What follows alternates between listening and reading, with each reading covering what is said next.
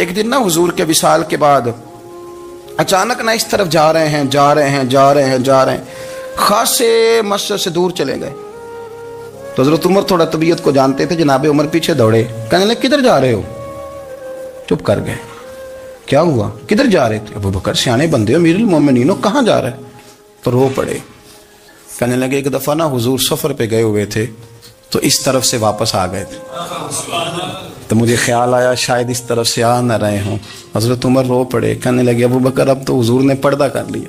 جنہاں دے دل بر جانی وچھڑ کون روے پھر تھوڑا, سب روگاں دا روگ محمد جس دا نام وچھڑ. آپ ساری سیرت کی کتاب میں پڑھ لیں گے تو ابو بکر صدیق کا وصال کس بیماری سے ہوا. لوگوں نے قول کیے ہیں کہ وہ سانپ کا زہر آ جاتا تھا, فلاں چیز تھی, لیکن کو بندہ وجہ تلاش کر سکا؟ کیا وجہ تھی وصال ہو گیا؟ کیا بیماری تھی؟ کیا تکلیف تھی؟ باقی وجوہات آپ کو ملیں گی. حضرت عثمان غنی شہید ہو گئے, حضرت عمر شہید ہو گئے, مولا علی, ابو بکر صدیق چلے گئے 63 سال کی عمر. وجہ کوئی نہیں بتائے گا.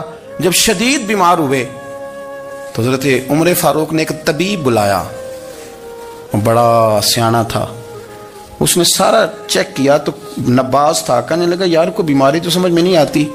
تو حضرت عمر تھوڑا سا جلال میں, یرانہ تھا نا, جلال میں کہنے لگے ابو بکر مسئلہ کیا ہے؟ دن بدن کمزور ہوتے جا رہے, نماز پڑھانے کھڑے ہوتے تو ٹانگیں کانپتی ہیں, مسئلہ بتائیں کیا ہے؟ طبیب اتنا بڑا ہے, یہ تو بندہ کا چہرہ دیکھ کے بیماری بتا دیتا ہے, اور یہ کہہ رہا ہے کوئی بیماری نہیں.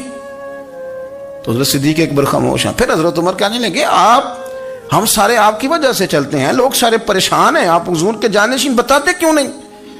جب تیسری دفعہ کہا تو حضرت صدیق اکبر کہنے لگے عمر زیادہ باتیں نہ کر, تجھے پتہ نہیں مجھے کیا بیماری ہے؟ نہیں پتا تو میں بتاؤں؟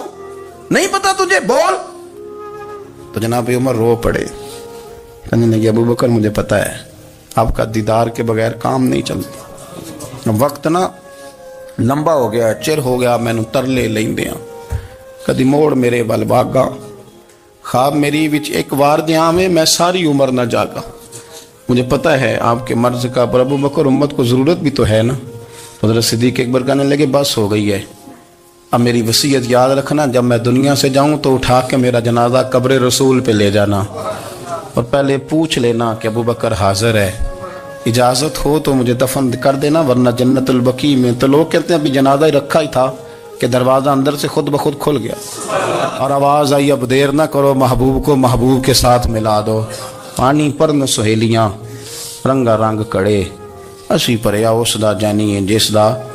میں نے شروع میں ایک بات کی تھی کہ اپنی خواہشات کو نا حضور کا غلام بنا دیں, سوچیں سمجھیں کہیں وہ لفظ جو مدینے والے رسول کو پسند ہیں, پھر دیکھنا مسلمان ہونے کا مزہ آئے گا, پھر ذائقہ نصیب ہوگا. اللہ ان کے درجات بلند فرمائے. آخر دعوانا